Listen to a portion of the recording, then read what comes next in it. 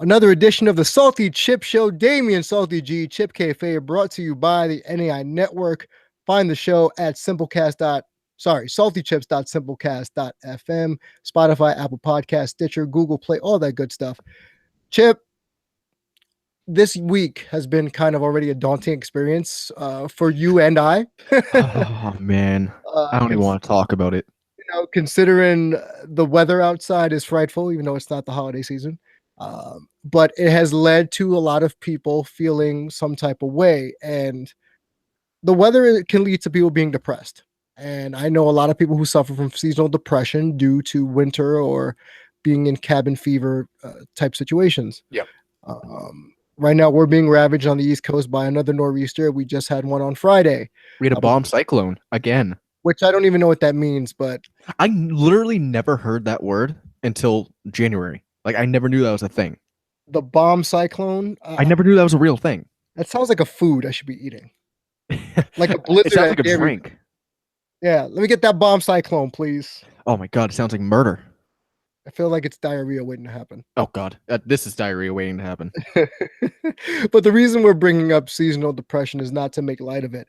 It's due to the fact that if you follow the NBA and you follow Kevin Love of the Cleveland Cavaliers, perennial All-Star, pretty much one of the premier front court players in all of basketball, coming out this week on the Players Tribune, which is owned by your favorite person, Derek Jeter, and his company, admitting that he suffers from severe depression, anxiety, and having a panic attack during the course of a game, which we found out through kind of connecting the dots was a game where after the game was played, he was called out by his former teammates in the staff meeting. I think one of the teammates involved was Isaiah Thomas. Now who's no longer there. Who's no longer there, essentially saying, "Where were you when we needed you?" Because you were talking about you weren't feeling well, you were dizzy, et cetera, et cetera. But I want to read you, and this is straight from the Players Tribune article.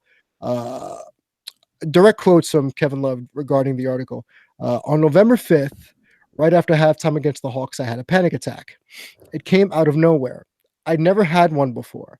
I didn't even know they were real, but it was real. As real as a broken hand or a sprained ankle. Since that day, almost everything about the way I thought about my mental health has changed, end quote. So essentially, during a game, he said he was feeling fine, and then the next minute, he wasn't. He wasn't. Yep. He had to be rushed to the training room, essentially went for medical testing, and it was revealed he had a severe panic attack. Yep.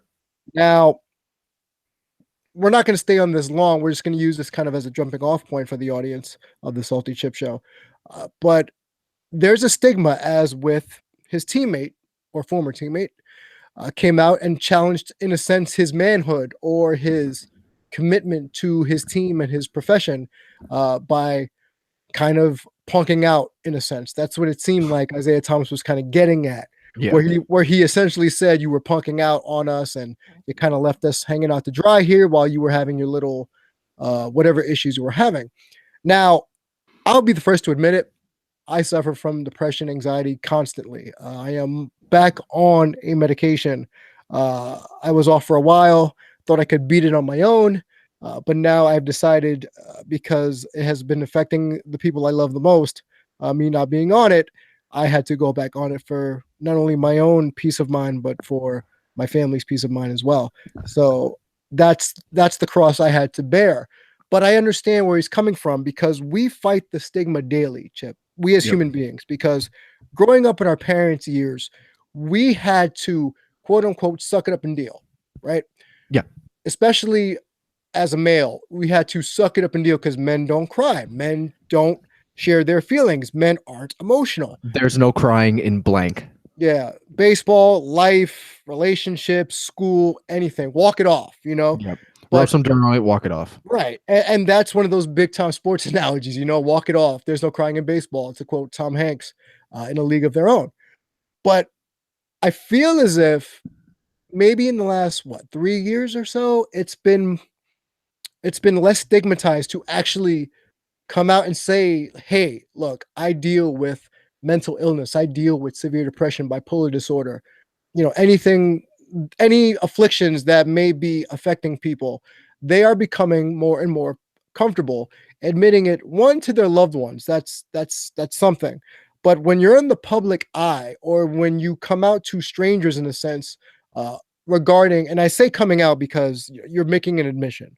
I'm Yeah. not trying to cast aspersions or anything like that. But just when you admit to someone that you have a mental illness, I can tell you right now, when I used to talk to my dad about this stuff, the first words out his mouth would always be, "Well, you're too young to feel that way." Yeah, that's not the right answer. And that's ridiculous. And if my dad was listening now, I would tell him, "See, Dad, I told you, if you probably did this instead of holding it in for 60 some odd years, 70 some odd years, because my dad is about 83 years old, he would feel a bigger release. Because in my family, you're not supposed to go to therapy. That is a no, no, That's I've never heard that before. no, not in my culture. Going to therapy is considered a weakness. Talking it out is considered taboo because everything gets handled in house. So if you go to, let's say, a stranger, and this could be cultural as well as personal to people, if you go to a stranger or a therapist, you have to confront a lot of demons and personal afflictions for you to actually take that step. Sure. Now, true story here. This is about my mom. So a lot of you don't know this, but me and my mom do not see eye to eye on any topics. Okay, I often say that my worst critiques and my worst habits are a result of her. Now, I was here for this, so this is a story that I saw firsthand. My mom was told to go to see a psychiatrist because of her anger outburst issues. Now, my mom has a history of violent outbursts and things like that. She's been arrested, blah blah blah. She told she told the person referring her, "Tell me therapy again, and I will punch you right in your throat." What? And I'm being PG here for the audience, but it Sure. was with more cuss words and a little bit more aggressive than what I'm saying. But that's coming from my mom. My dad lives by the adage of don't advertise. Don't let people know your business. Don't So ask, don't tell, yeah, essentially. don't ask, don't tell. So in my case, it's like, well, if I can't ask and I can't tell, where the hell am I supposed to go with this? So I understand where Kevin Love is coming from because he's 29 years old. He's a multimillionaire. He's a perennial all-star, might be a Hall of Famer one day. But when you break that down to a more finite level, he's still human. He's still just a man. So Yeah. a human being with his own emotions and his own ego and his own eclectic, eccentric, whatever's. So my question to you, Chip, and I want to get you in on this, is the topic of mental illness. Where is it in your family? Because I know you come from a Jewish background. Mhm. Where is it in terms of your culture?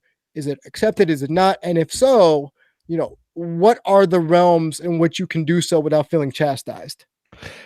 In my family, my dad's kind of the same way. It's like suck it up, rub some dirt on it, you're fine. I'm pretty sure, and we've never, as a family, we've never really talked about it. I'm pretty sure just from understanding mental illness now and seeing people that suffer from it, I'm pretty sure my mom does. I'm pretty sure I do, but I don't know. I'm too naive to go to a doctor. I'm too naive to do anything about it. I get it. Like when I was a kid, I remember something was going on. It was winter time. It was around when it gets dark 4:30, and I would just shut down and I get depressed about anything. Yeah. I can't say depressed because I don't know. Like I said, I really don't know. But I would just feel nauseous and just not happy with anything. So who I could be suffering from it, I don't know. I'm too naive. Don't be like me. Go and do something about it. But Well, in the my first thing I would tell you, dude, is if you get a chance, please go talk to somebody. That's the right, first thing. right. I mean, knock on what I'm gonna knock my head because it's the closest thing. Oh, I have a desk. I've been fine for years. I mean, aside from natural stress, Yeah. I really haven't dealt with anything like that. That was probably towards the end of high school, the last time I dealt with it. But in my culture, it's accepted. Our rabbi is so basically the rabbi's job is to talk to people. If you Right. have a problem, you go to him, and he'll walk you and he'll help you out as much as he can. I mean, he's not a doctor, he's not, but he can help you get through things. Right. So in my culture, you can go to the rabbi and just tell him what's going on, and he'll put you in the right direction. Hmm. So it's accepted. Well, here's the thing that I struggle with daily with this. The cultural, going back to the cultural issue, unless you've actually went through something traumatic, people will say, older generations don't really understand how you can be depressed. The concept of a quote unquote chemical Right. imbalance doesn't exist. It goes back to brain chemistry and physiology and things of that nature. Uh, but a lot of it is also shaped by your environment, traumatic experiences. I suffer from a form of PTSD. Loud noises get me to jump to the point where, like, I've almost knocked out people I love because Yeah. because I've been jump startled. I'm not fond of people who surprise me from behind, not because it's less about the personal space, but more about I'm jumping because my first reaction is to defend myself Right. because Right. that's just culturally what I've been kind of given to. And personally, just and another thing that goes with the not sharing or not kind of seeing if you have something or checking to see if you suffer from any kind of mental illness is that it's about acceptance also. You mentioned your rabbi, and that's a form of acceptance. So you have that emotional outlet if need be where you talk it out with someone. It doesn't have to always be a mental health professional. Sometimes it could just be someone who touches you in a spiritual way or just somebody you connect to. Could be a friend, just somebody that you just have to lay it all out for. Of course, and sometimes that helps more than anything. I can go on and talk about the amount of people, and this, my clinician status, clients that have come to me with these types of issues. I've helped a myriad of people kind of go through the walk of how you feel and is it okay to feel this way. Sure. But what bothers me, especially in the realm of sports and in the realms to some people, like we said, the older generation, is just there is no empathy. There is a lack of empathy and just understanding about the topic. And I don't want to say it's an unwillingness to learn because I feel that the No, that's older what it is. generation really, because you want to chalk it up to just an unwillingness to learn. Of the older generation? Yes. Yeah. That's all it is. They don't believe in it. They just don't want to. All right. So you go to somebody from an older generation, you say, "Hey, I'm suffering from this," and they're gonna say, "No, no, you're not. You're fine. You're just overreacting." Hmm. And then that's it. That's where it lies for them. They don't want to. They don't care to go back and learn more about it, unless something dramatic happens to you where you do end up having a massive panic attack. That's the only, and and that's even if you tell anybody about it. They're not going to go back and really care. If you're Hmm. if you're breathing, they don't care. That's That's the sad essentially it. truth. Yeah. That's the sad truth of it. No, you're absolutely right. And that's what that's growing up, you and I have had to deal with. And, I'm a little bit older than you, but it still stands to reason where we still carry that weight of, well, I've been through worse. People always say, I've been through worse. What are you so upset about? Or the proverbial, well, that's first world problems. People will see someone like Yeah, Kevin Love and say, well, he's a multimillionaire. He's got life on easy street. He doesn't have to worry about the things the average Joes and Janes don't have to worry about. sure. And again, it goes back to stripping past that, stripping that down to the man is, and the men and women who go through this, no matter how much money they make, they're still human. They still go through the rigors of self-loathing, potential hatred of oneself, Chester anger. Bennington, What happened? Chester from Lincoln Park, Yes, yes. prime example. He had all the money. He had the kids. He had the family. He had the band. They were successful, Mhm. and he killed himself. And he's not the first. Look at who was it? And I know we bring him up all the time, but like Chris Benoit was another one. He had mental health. I mean, I'm not exonerating him for what he did. Let's No, preface that now. but we have to understand that there was something else there with Chris Benoit. That And I'll never excuse, I guess is the word to say, what he did. I'll never, but there was something else there. That wasn't solely Chris Benoit, the human being. That was an 84-year-old man's brain in right, a 32-year-old guy's body who just went crazy. It was drugs. It was the head injuries. It was everything, and some him too. Like right. let's not take his sanity out of it. It could be so Chris Benoit too, but Mhm. there's so many different factors there. So you can't, and hearing about his brain after the fact, He probably had CTE. You Right. know, actually, not probably. He He definitely did. did. He He did. definitely Yes. did. So there's so many different factors you have to add into there. Chester Bennington, so Mhm. many people. It's crazy Like that right we now, haven't accepted. go ahead. Sorry. No, it's just crazy that people just can't accept the fact. People of the older generation will just look at Chris Benoit as a murderer, which, yeah, that's what he's going to go down as. That's what he is to you and I too. But we understand that there was something else there. Right. Other people just don't, and they don't care to learn. Well, because people want to paint with a broad brush. I find that in many a discussion and many a disagreement or argument, people just want to, we have a term called get your shit in. They just want to get their shit in, and it's not really to listen or exchange of ideas. It's more to hear your own voice. What I want to do right now is take a split second to just read some more of the article. And again, this is thePlayersTribune.com. Kevin Love's pretty much is admitting that he suffers from severe anxiety and depression and social angst. So uh, I was winded within the first few possessions. That was strange. And my game was just off. I played 15 minutes of the first half and made one basket and two free throws. After halftime, it all hit the fan. Coach Lou, coach of the Cavs, called a timeout in the third quarter. When I got to the bench, I felt my heart racing faster than usual. Then I was having trouble catching my breath. It's hard to describe, but everything was spinning, like my brain was trying to climb out of my head. The air felt thick and heavy. My mouth was like chalk. I remember a defensive coach yelling something about a set. I nodded, but I didn't hear much of what he said. By that point, I was freaking out. When I got up to walk out of the huddle, I knew I couldn't re enter the game, like literally couldn't do it physically. So I can tell you right now, that happened to me 2 days ago. That exact feeling he's describing hit me a couple of days ago, Monday. I was at work. I don't know what it was. I don't know what triggered it, but I felt that my heart was trying to jump out of my chest. I felt that my brain was trying to jump into my stomach, Mm-hmm. and for what all intensive purposes, my soul was trying to leave my body. Right. Like all I wanted to do was escape. Well, the way he just explained it, the not being able to move, physically shutting down, Mhm. that's what I explained earlier when I felt. And, and again, me being naive, I just didn't do anything. And maybe I should have.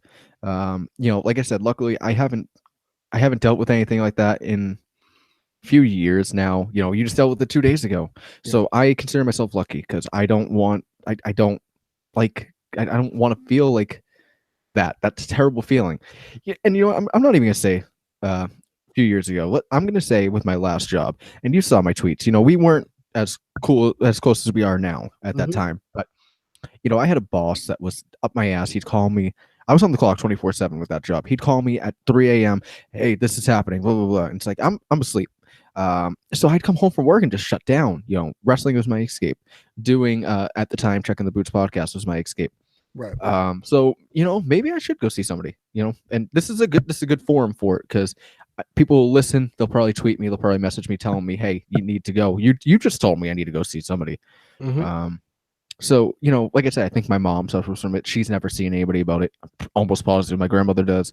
My dad is the type to say, rub some dirt on it and move on. So it's crazy. What's even worse is that how you're describing it as your parents may not be the best people for you to go to, in that I type of think my mom situation. would be because I think she's starting to understand it more too. You know what I Mhm. mean? But that's because she's suffering from it herself. Right. We talked about the older generation. If they don't suffer from it, they don't care. Well, yeah, because if it didn't happen to you, they can't empathize. Sure. Or maybe they just don't want to admit it. Like I could tell you right now, my father could benefit from from just getting it out and getting all the frustrations out instead of just keeping it in like a volcanic eruption. Sure.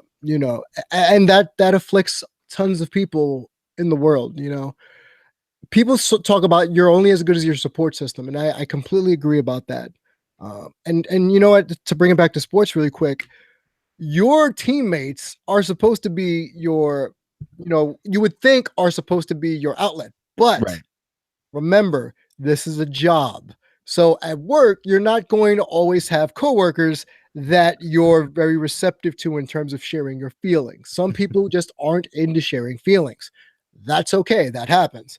But remember how Kevin Love was always categorized as the black sheep of the Cleveland Cavaliers. Yep. He's always been their whipping boy. He's always been the guy who took the blame. He's always been the guy who, if the team was going to get shaken up, he'd be the one to get traded. And now this comes out. So I find it very interesting now that it comes out and he says it after Isaiah Thomas and maybe Jay Crowder and a few other people have been dealt. So Yeah. I want to put you in his shoes really quick. I want Okay. to put you in the shoes actually of his teammates. Now that you know this, Yeah. how do you react, especially if you've been one of the people who have been dogging a person like this, outwardly or behind closed doors? How do you now address this now that you know this information? So let's just put it out there. You're asking me to step in Isaiah Thomas's shoes, right? Essentially, Okay. So if I'm in Isaiah Thomas's shoes, I feel like a fucking dickhead. pardon the French. No. Okay, don't pardon the French. Yeah, pardon the French. It's like you explained how he explained how he felt. And for somebody, I'm assuming Isaiah Thomas doesn't go through it himself. So for somebody who doesn't suffer from it, that doesn't know what it's like to feel that way, he probably reads that and it hits him like, oh shit, that's what he was going through. You'd hope that's what he feels as, like, oh wow, that's really what he felt. I feel bad about coming out and saying that, but chances are, again, if you don't suffer from it, you don't understand and you don't care. So is that all? Is that all it takes is for people to actually go through it to actually give a crap? Right now, yeah, that's the answer right now. Because I mean, most of the mental health advocates, unfortunately, and it's not the right answer, but most of the mental health advocates, they have gone through it themselves, so they can understand. I don't see any mental health advocates. I don't see any mental health advocates out there that haven't suffered from it themselves. Right. I mean, unless you know of somebody, I really can't think of somebody that's been out there. It's like, I've never dealt with this before, but let's do something about this mental illness. Well, that's the thing. People like to get involved in causes that they're drawn to. And in this case, it's a cause that not everybody's willing to address. Not because they don't want to, but because they don't know not even about it. It's more the sensitivity that people may require to actually go through with this or combat this or to even have the conversation like we're doing right now on the Sawlty Chip show on Simplecast and other pod streaming capabilities. Just know that there are people out there, you don't know what they're going through. I always tell people that. Take everyone on a case-by-case basis. If they're having a shitty day, and pardon the French again, it's not about you more often than not that they're having a shitty day. If they're taking it on you, yeah, that's not fair. But all I always tell people is you don't have to sympathize, but at least empathize. You know, that's the line I always tell people. I don't sympathize, I empathize because you can do more with empathy. And I also, and you know this, Chip, a couple weeks ago, I did an interview with a PhD in psychology regarding empathy, which will be posted on my on WBAI radio here in New York later this month. But just that in itself, showing empathy for your fellow human being, that's the first step in actually learning and trying to help and to heal. Don't say, "Oh, you'll get over it." No shit, Sherlock. That's not how it happens. That's not how it works. You know what I mean? Oh, or my dad would say, "Oh, you're young. You'll get over it." No, that's not how this works. Now, are there things that you come out and tell people about that you can get over? Absolutely. But of course. There are just some things that, my lights are flickering. Sorry, we're getting another nor'easter. I just got power back. Nice. Where was I? I'm sorry. You were talking about like, are there ways that people would have to suck it up and deal? Like, are there situations? Oh yeah. So there are certain things like I'm going to use a very simple example: striking out in baseball. You go back to the dugout and you're upset about it. That's something you can get over. Right. But mental illness, there are some super small things that you just literally cannot get over because you just can't. There's no way of explaining mental illness.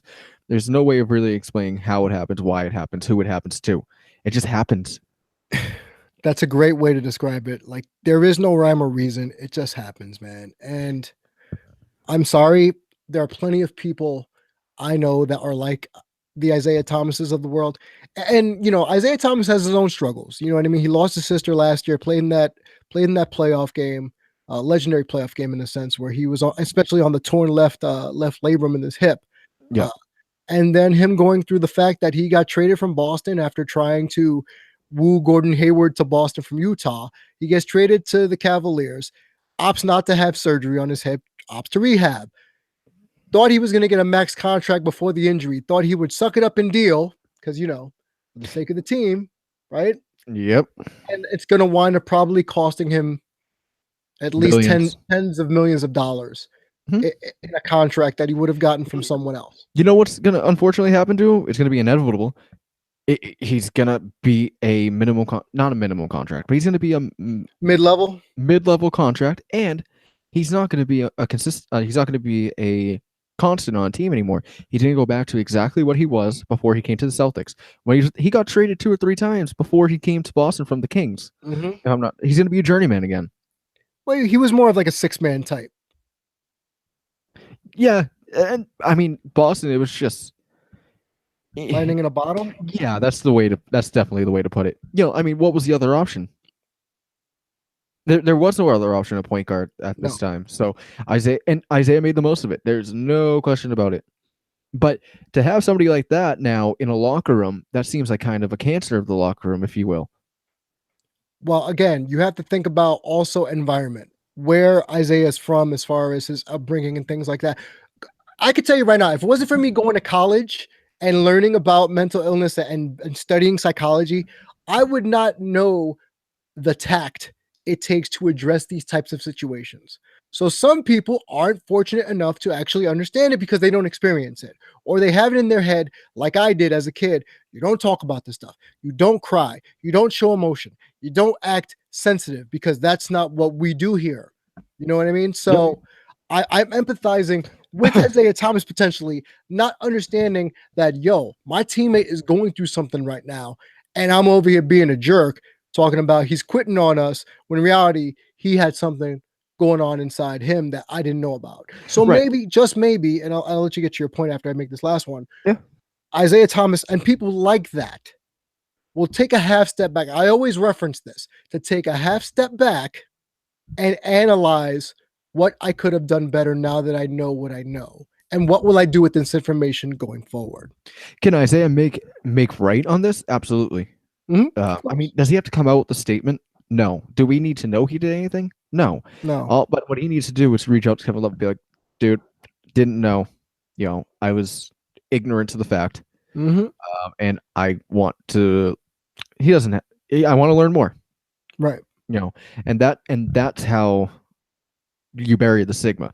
People that don't suffer from it and people that have put people down because of it start getting on the board on the bandwagon and they start understanding, and they start making moves to pardon the wrestling pun, making moves to make a difference. That all begins with Isaiah Thomas. Essentially, people like Isaiah Thomas. Right. And I implore anybody else who's out there who kind of follows that same motif to just take a minute and just put yourself in another person's shoes. I'm not asking you to save the world. I'm not asking you to all of a sudden do a complete 180 and just change your mindset, but just be open potentially to the fact that someone out there might be going through something that you yourself might not know about. Yep.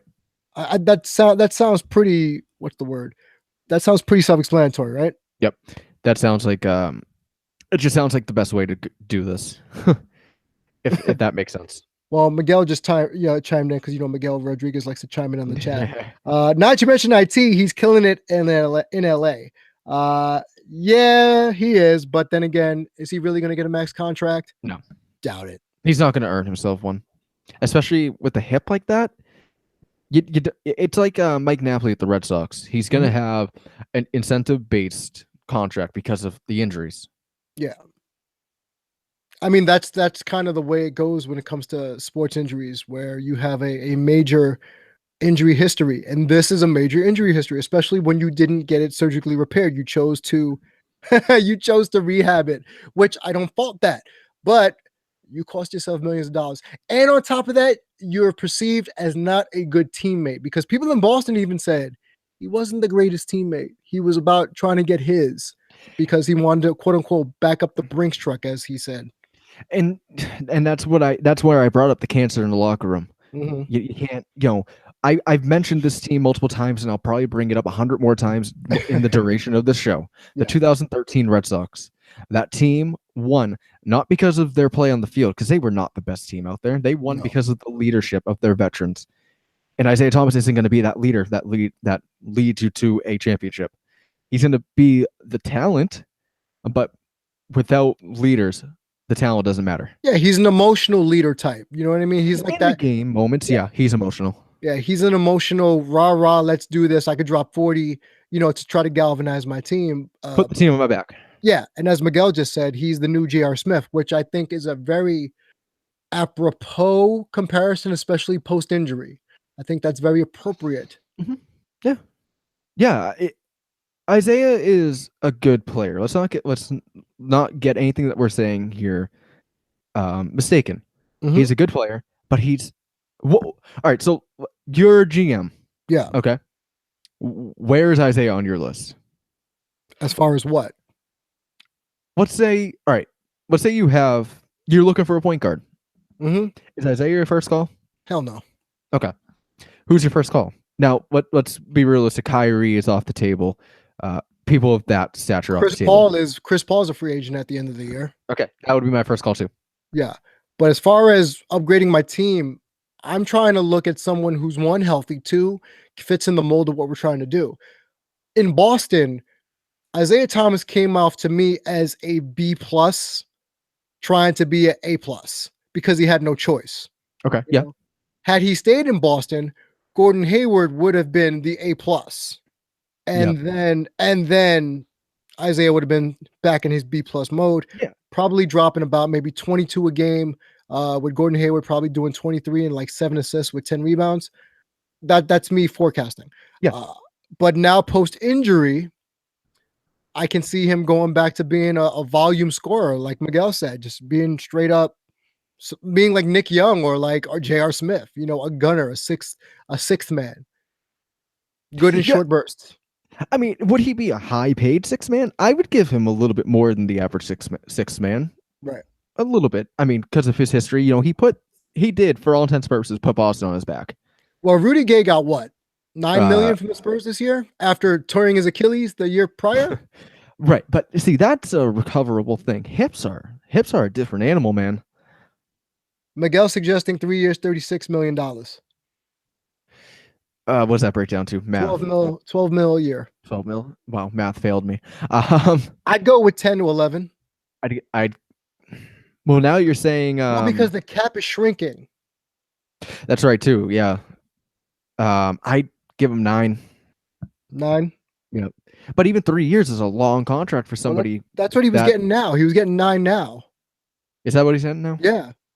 Okay. He signed a 4-year, $36 million contract a few years ago.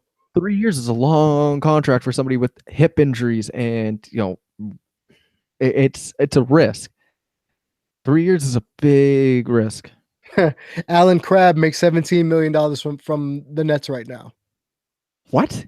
Alan Crabb, formerly of the Portland Trail Blazers, one-dimensional shooting guard, makes $17 million right about now. No fucking way. Does. Because remember, the cap exploded 2 years ago. Fuck that. So Isaiah's going to be out there like, oh, I need a max contract. And I guarantee you, if he wants to win, he's not signing a max contract. If he wants to get paid, he goes to the Grizzlies. Yeah. Man. But he's nowhere near Kyrie level. I'm very happy with this trade. And Timothy Mozgov makes $16 million. Wow. I'm telling you, Chip, I was born in the wrong body. I should have been at minimum a left-hander, and I should have been 6'11". I'm a left-hander. Well, you could be a lefty specialist in baseball and make 6 figures a year. Man, before I popped my shoulder out, I wish. I always say, what if I never popped my shoulder out? Always. Injuries, man. Injuries will derail you. Old age will kind of bring you down. And you're listening to the Sawlty Chip Show. Damien Salty G, Chip Kayfabe. Get us at the show at Sawlty Chip Show on Twitter. Myself, Dare to be Damien, Chip at Chip K Fabe. Just injuries, old age, you don't know when it's going to catch up to you. And to some people, it comes sooner rather than later. We're talking about Isaiah Thomas right now after we deviated from the Kevin Love, talking about mental health issues. And now we delineate from that, talking about old age and transitioning to never knowing when it's going to come get you, Father Time, because it's undefeated, as they say. Did you see that? What? Did you see all of my lights just flicker? I did not see your light flicker. I'm sorry. Holy shit.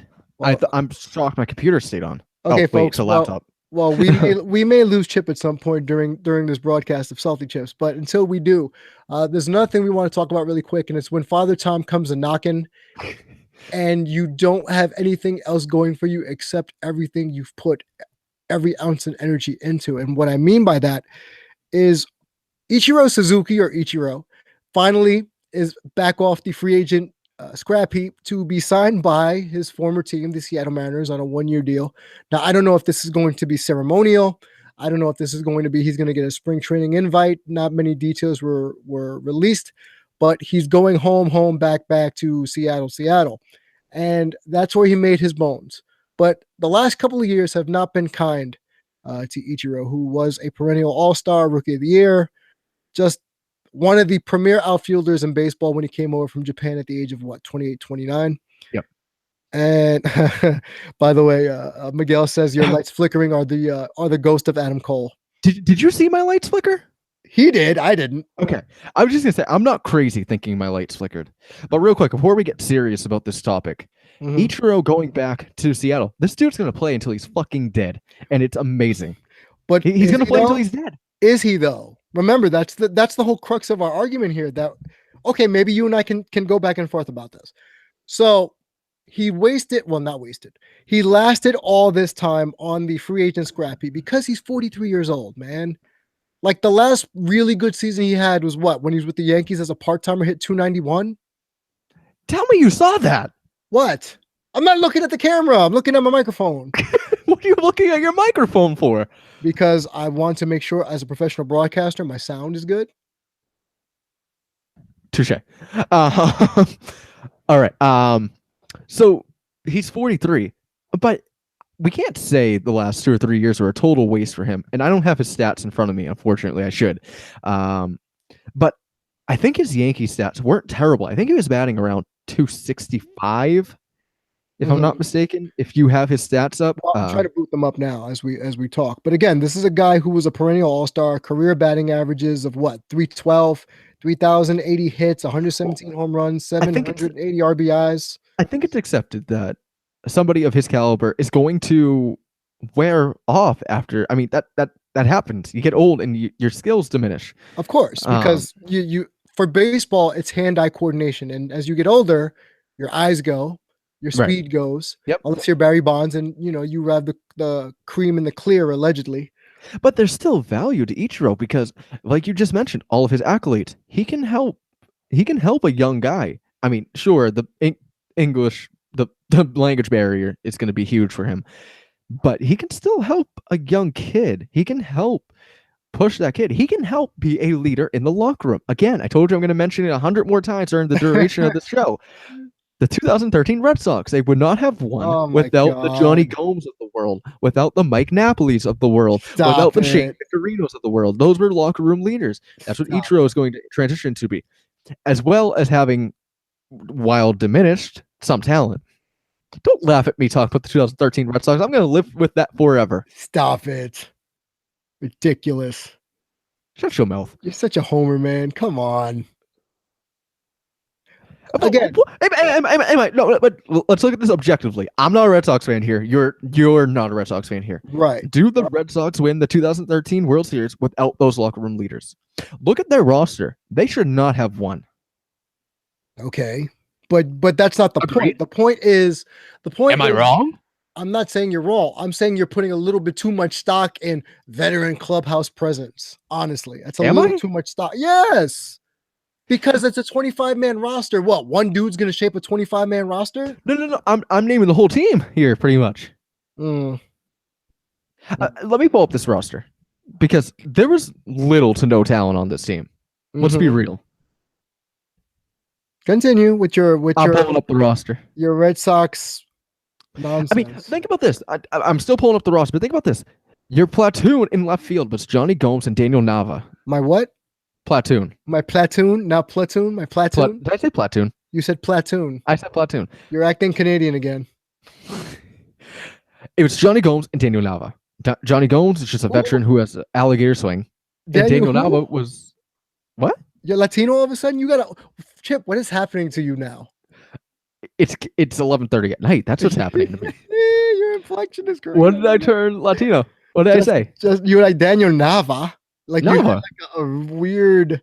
Daniel Nava. There you go. Fine. Did I say it correctly? Or Now was you I did. Latino? Now you did. Now you threw me off. Son of a bitch. What was I talking You said about? it fine now. Miguel is suggesting he could be off. Miguel is suggesting that Ichiro could be a good player coach. That's exactly what he needs to be. I mean, it's like Manny Ramirez when he went to the Cubs and played in the minors. Don't tell me he wasn't a player coach. No, he wasn't. It's Manny Ramirez. You think he coaches anything? Oh my God. Rick I can't get anywhere with you with baseball, man. By the way, Rick Castle said, "We get it. Red Sox, okay." I was gonna point to the sign behind me. That's Patriots. No. Red Sox, yay. We're still gonna get killed by the Yankees, but yay. Who's Red we, Sox. dude? Who is we? Oh, you did it last week. I get one a week. Oh God. You did it last week. Did you find the stats yet? No. Hang on. You got me heated. It's your fault. Damn it. Okay, but as we're looking for the stats, let's be honest. Okay. So when you reach a certain age, your body can't do what it used to. Right now, my right knee cannot go past parallel when I'm doing squats. Why? Because it's crunchy. My right knee is as crunchy as a Nestle Crunch bar. So I modify. So according to this ESPN article we were reading today, you and I, yep. He apparently, a couple of hitting coaches have noticed, he opens his hips way earlier in the pitch delivery to the point where he's literally swinging with one arm now, like the Mask of Zorro. Well, he's kind of always been that way. He has that weird running swing. But it starts even earlier now, is what they're saying. Okay. But people have, if it's, so I'd have to look at his stats, but if it's working, if it ain't broke, don't fix it. It's like Kevin Youkilis's swing. He had the weirdest swing, batting stance ever, but it worked. You know this batting stance. You know what I'm talking about? The 2 feet together and then this. And the weird Julio Franco wave of the bat thing. Yeah. Gary Sheffield, that one. Okay, last year Ichiro hit 255, 3 home runs, 20 RBIs. How many games? I will get to that in a second. But Or still, how many at-bats? The fact that he was 43 years old and put that up, that's still relatively impressive. That's impressive. I mean, they're kids 4 years in that barely hit 260. So for him to be hitting 256, that's not bad. Yeah, 255, 3 home runs. You know what? Ichiro's never a home run hitter. I know. But here's the thing. When you reach this plateau in your career, you get to pick when you leave. You know, sure. It's sort of like Peyton Manning. He literally had a noodle arm during that last Super Bowl run with the Denver Broncos. He had no arm whatsoever, and yet he held on long enough for one last ride into the sunset. Ichiro has garnered that kind of cachet where he's allowed to do that, and it's fine. But you reach a point as a player where, you just can't do it anymore, man. You just can't. And this might be it. But that's not the concern I have.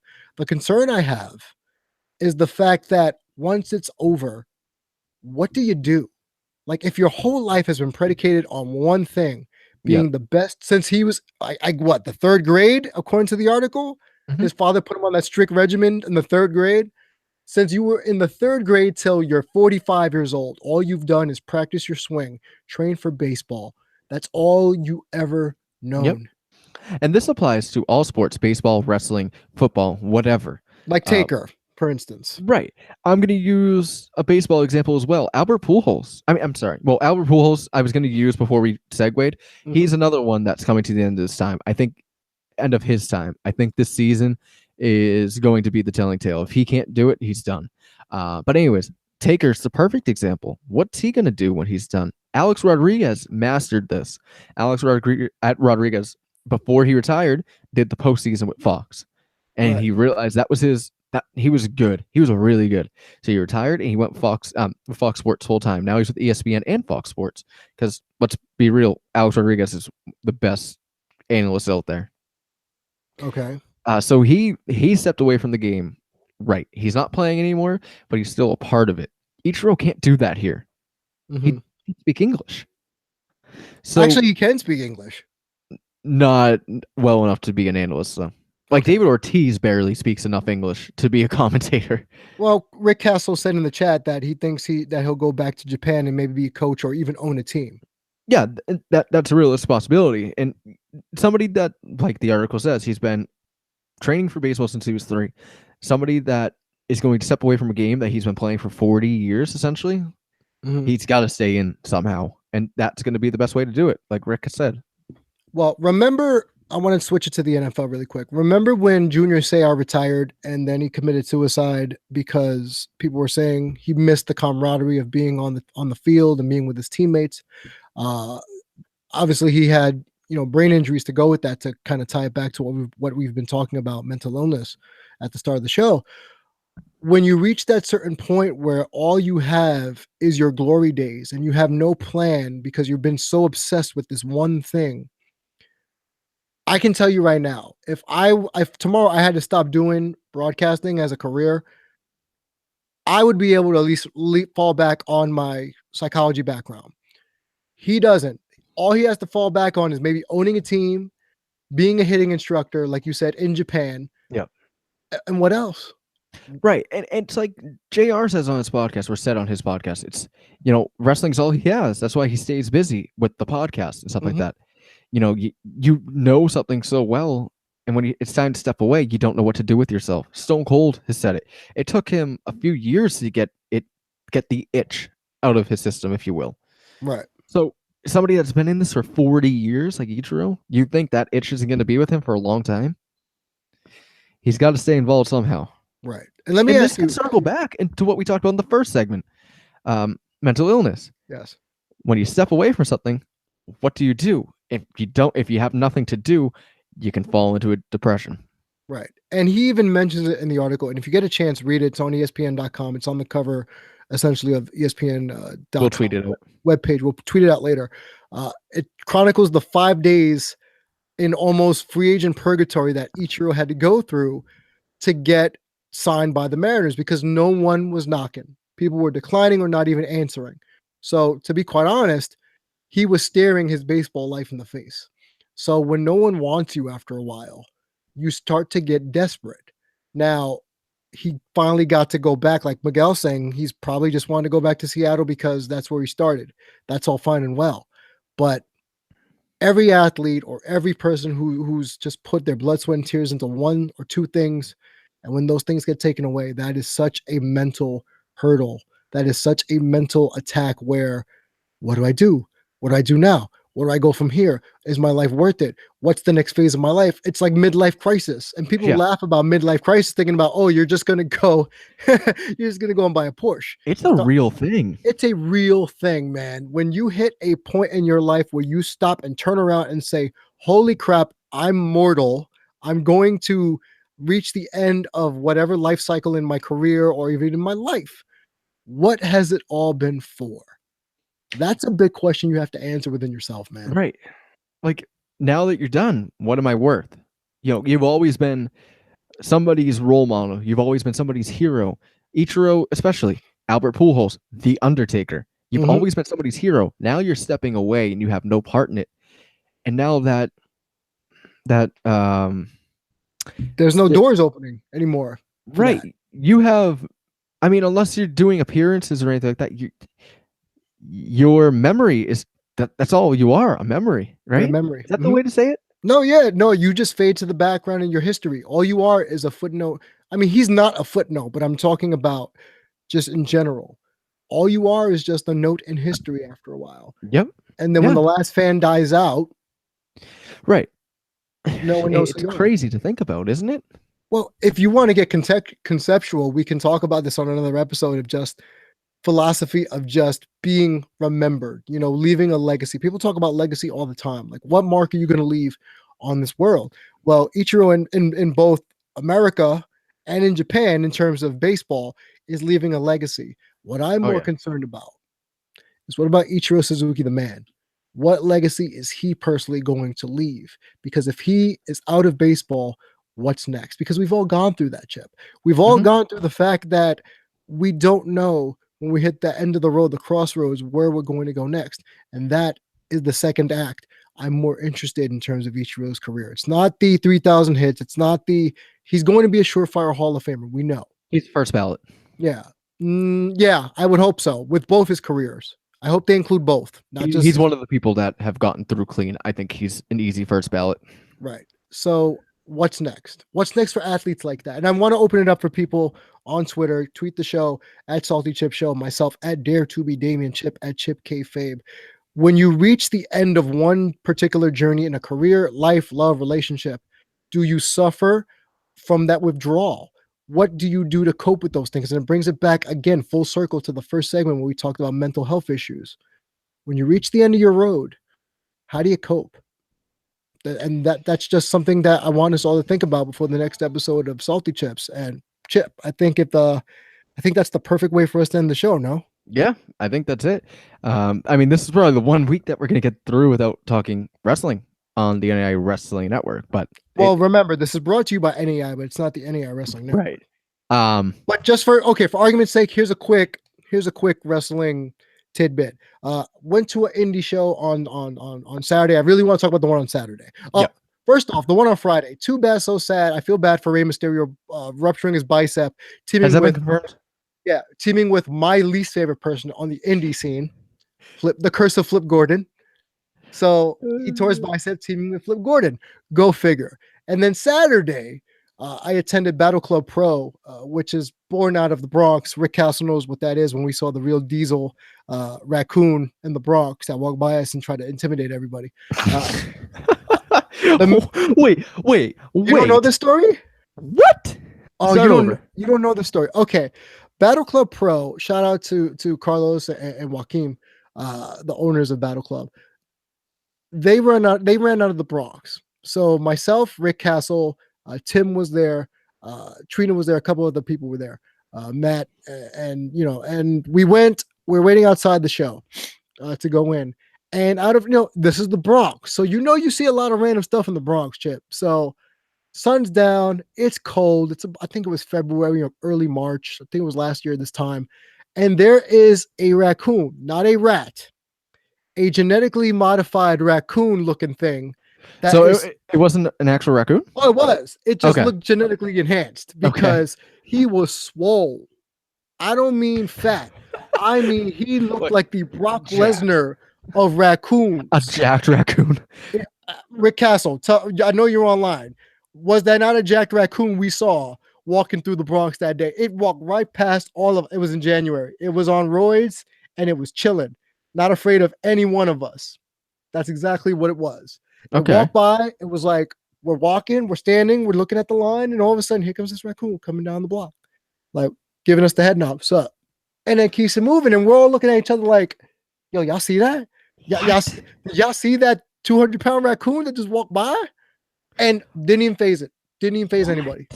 So how is this a thing? That's the thing, man. I don't know what they're feeding raccoons in the Bronx. Maybe it's some good HGH from Roger Clemens. I don't know. But that raccoon was swole.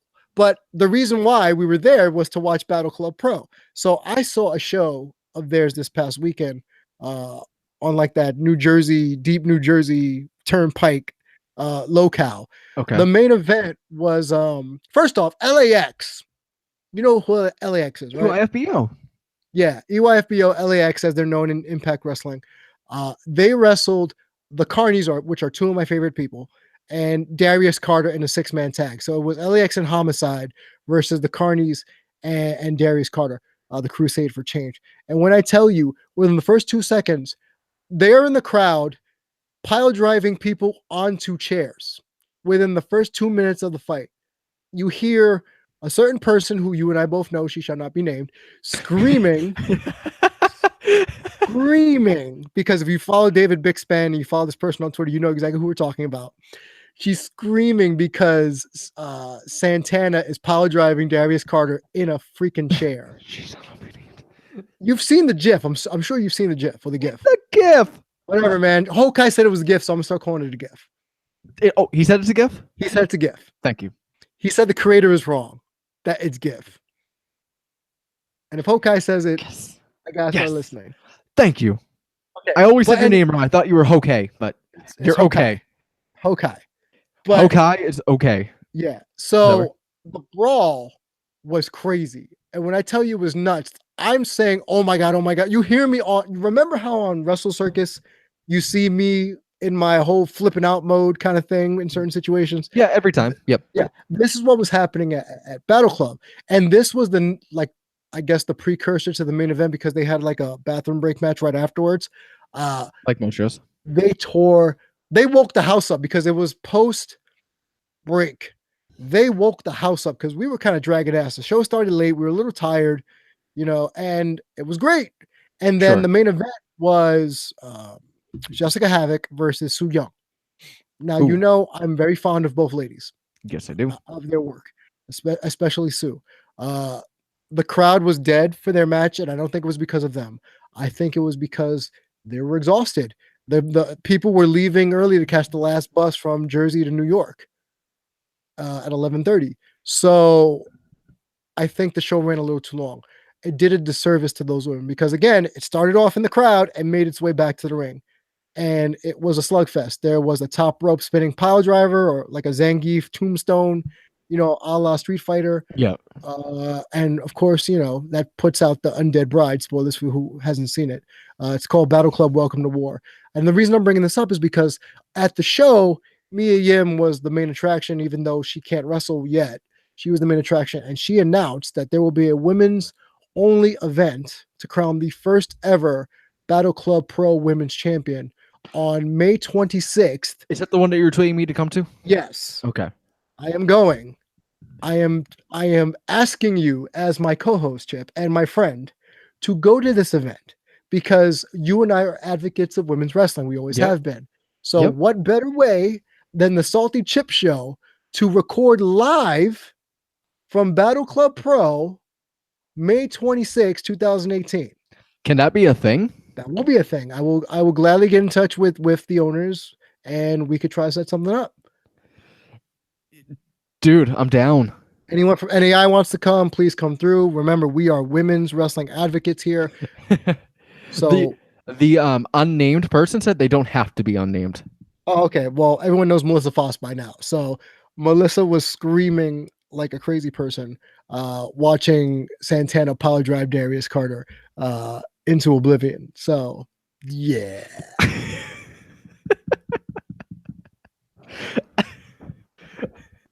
Hi, Mel. Oh, what is happening? What is happening? That's what normally she says. What is happening with my life? What is happening? But yeah, that show turned into. We started off so serious. Well, that's what Sawlty Chips is all about, man. Now we start talking about Jack Raccoon. I need to find, if anybody on Twitter can find a picture of a legitimately jacked raccoon, I want it. You could tweet Chip at ChipKFabe if you have said and picture. Damien at Dare to be Damien. Spelled with an A, not with an E, with an A. You know what? That's gotten on my last nerve because someone at work does that too in emails. And I'm telling him, my name is with the IAN. You hired me 2 years ago. Why are you still mispronouncing my name in emails? Like, knock it off, dude. But I digress. This has been the Sawlty Chips Show. You can find the show, as always, at saltychips.simplecast.fm. You can find me at Dare to be Damien, Chip at ChipKFabe. The show is always, as always, on Spotify, Apple Podcasts, Stitcher, Google Play, iTunes, Spotify, everywhere. Everybody and their mama. We're brought to you by the NAI Network. Chip, any last minute things you want to get off your chest before we're out of here? No, Battle Club Pro, May 26th. That sounds like a great idea. If we can make that happen, let's do it. Right. I will start inquiring at work about time off, and I plan on being there. Attaboy. That's what I like to hear. So remember, folks. Oh, it's on Saturday. I can make that happen. Yes, it's on a Saturday. Oh, I thought it was on a Friday. I can really make that happen. Yeah, Saturday. All right. Remember, folks, without you, there is no us. And what do we say, Chip? Don't be a dick. See you next time, folks.